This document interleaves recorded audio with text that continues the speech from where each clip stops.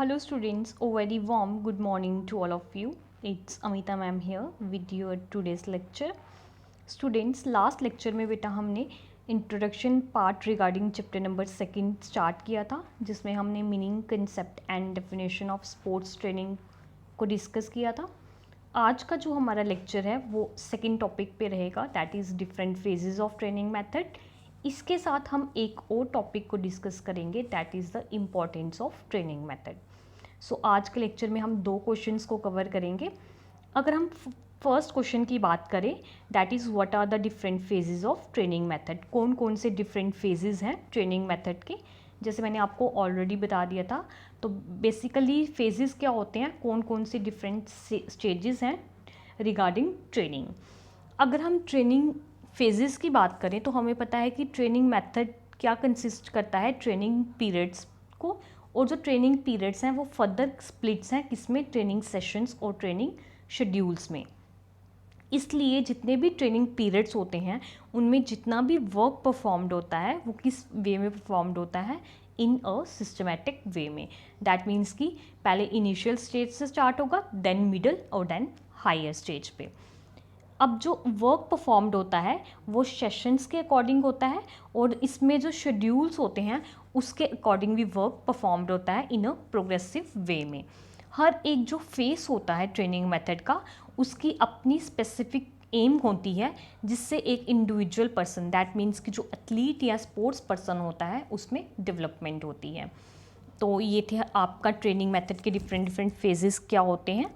अब अगर हम बात करें तो डिफरेंट फेजेस तीन तरह के होते हैं. First one is your preparatory part, second one is your competition part and third one is your transitional part.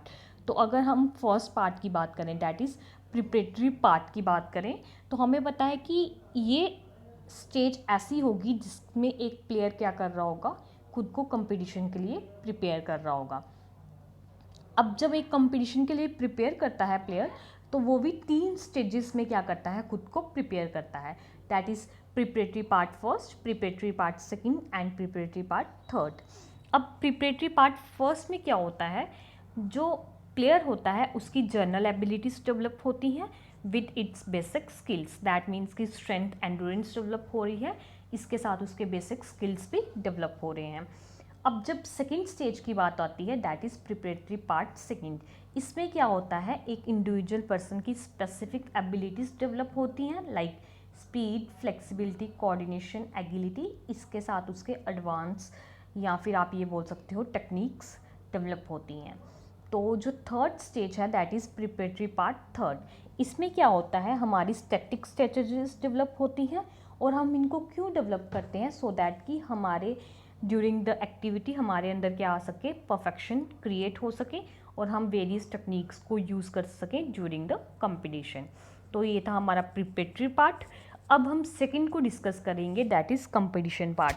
तो जो कंपटीशन पार्ट होता है, बेसिकली इसमें क्या होता है, इस पीरियड के अंदर एक इंडिविजुअल प्लेयर क्या करता है, हाई परफेक्शन को गेन करने की कोशिश करता है ड्यूरिंग द कंपटीशन. क्योंकि ये जो स्टेज होती है इसमें एक प्लेयर कंपटीशन में टेक पार्ट करता है, और जो 90% होते एक्शंस होते हैं वो कैसे होते हैं, डायरेक्ट, और 10% जो एक्शंस परफॉर्म्ड होते हैं during the competitions, they are indirect. अब देखो, कंपटीशन पार्ट की दो स्टेजेस होती हैं, competition part first and competition part second. जो कंपटीशन पार्ट फर्स्ट होता है वो एक ऐसी स्टेज होती है जिसमें एक प्लेयर क्या करता है, मैच में प्ले करता है, और जो उसकी मिस्टेक्स होती हैं उनको कौन चेक करता है, कोच या फिर ट्रेनर. वो उनकी मिस्टेक्स को चेक करता है, उनको उनकी मिस्टेक्स बताता है और मिस्टेक्स में करेक्शन करवाता है. That is the role of a coacher या फिर ट्रेनर.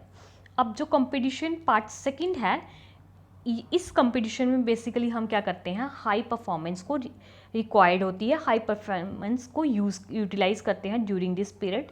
क्योंकि इसमें क्या होता है, जो कोच होता है वो साइकोलॉजिकल फीडबैक देता है, मतलब कि साइकोलॉजिकल वे में मोटिवेट करता है किसको, प्लेयर को. तो ये है हमारा competition part first and competition part second. तो हमने सेकंड स्टेज ऑफ फेजेस भी डिस्कस किया है. Now your third stage is transitional part.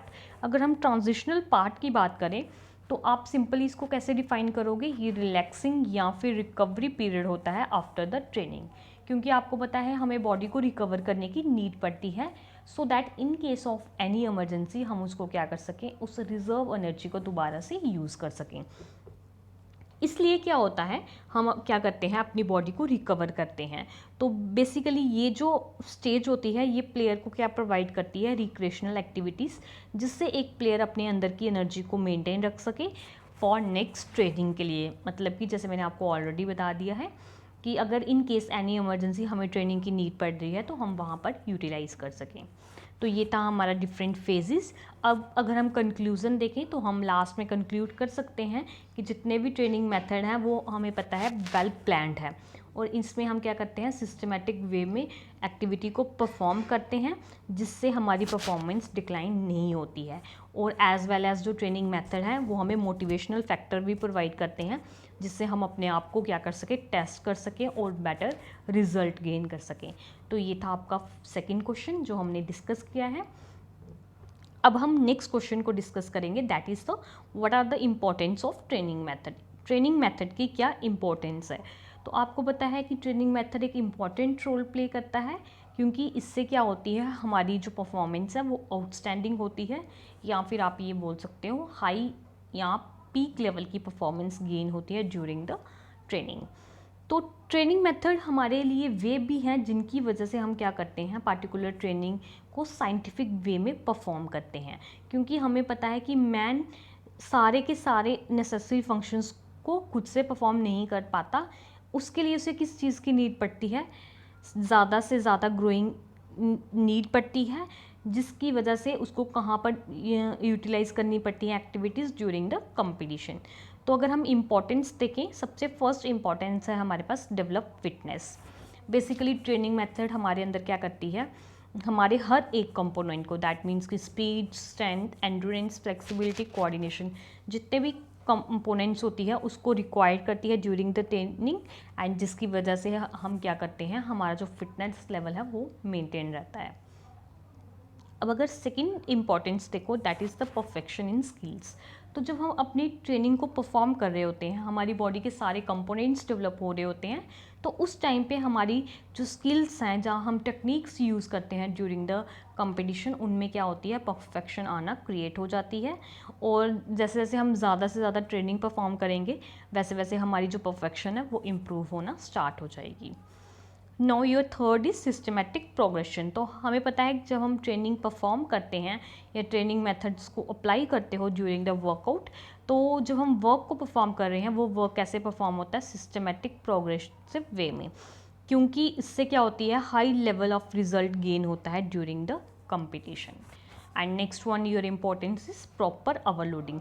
अब प्रॉपर ओवरलोडिंग क्या करती है, हमें पता है कि हमें हमारा जो वर्क है वो शेड्यूल के अकॉर्डिंग होना चाहिए, क्योंकि इन केस अगर हम अपनी बॉडी को रिकवर नहीं करेंगे, रेस्ट और रिलैक्सेशन प्रोवाइड नहीं करेंगे, तो अगर आप इस फैक्टर को प्रॉपर कंसिडरेशन में नहीं ला रहे हो तो उसकी वजह से आपकी परफॉर्मेंस डाउन जा सकती है। इसलिए जो हमारा रिकवरी पीरियड है वो ज़्यादा लंबा भी नहीं होना चाहिए और ज़्यादा छोटा भी नहीं होना चाहिए, क्योंकि प्रॉपर रिकवरी मिलेगी फ्रॉम ओवरलोडिंग से, तभी हमारी बॉडी में जो एनर्जी है वो रिजर्व रह सकती है। अब जो आपका नेक्स्ट इंपॉर्टेंस है, दैट इज़ सेफ्टी मीन्स। जो ट्रेनिंग मेथड्स होती हैं वो क्या करती हैं, प्रिवेंटिव और क्यूरेटिव एस्पेक्ट्स ऑफ एक्सीडेंट्स और इंजरीज़ को इंक्लूड करते हैं ड्यूरिंग द ट्रेनिंग, जिससे हमें किसके बारे में नॉलेज गेन होती है, सेफ्टी मेजर्स के बारे में और उनकी इंपॉर्टेंस के बारे में पता चलता है।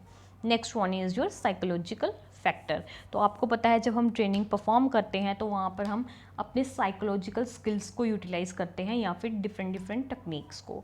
तो ये भी एक इम्पॉर्टेंट है किसकी, ट्रेनिंग मेथड की, क्योंकि ट्रेनिंग मेथड में हम इस चीज़ को कंसिडरेशन में लाते हैं।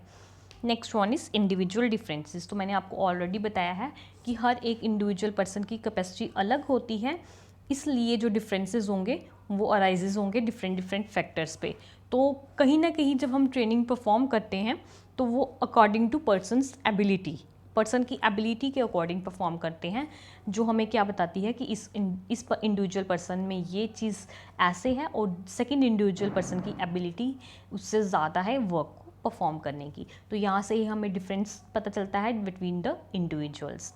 अब इसका कंक्लूज़न देखो तो हम जितने भी पॉइंट्स हैं उनसे हम हाईलाइट कर सकते हैं वेरियस इंपॉर्टेंस, क्योंकि ये सारे के सारे पॉइंट्स किसके कंसिडरेशन में आते हैं, ट्रेनिंग मेथड के।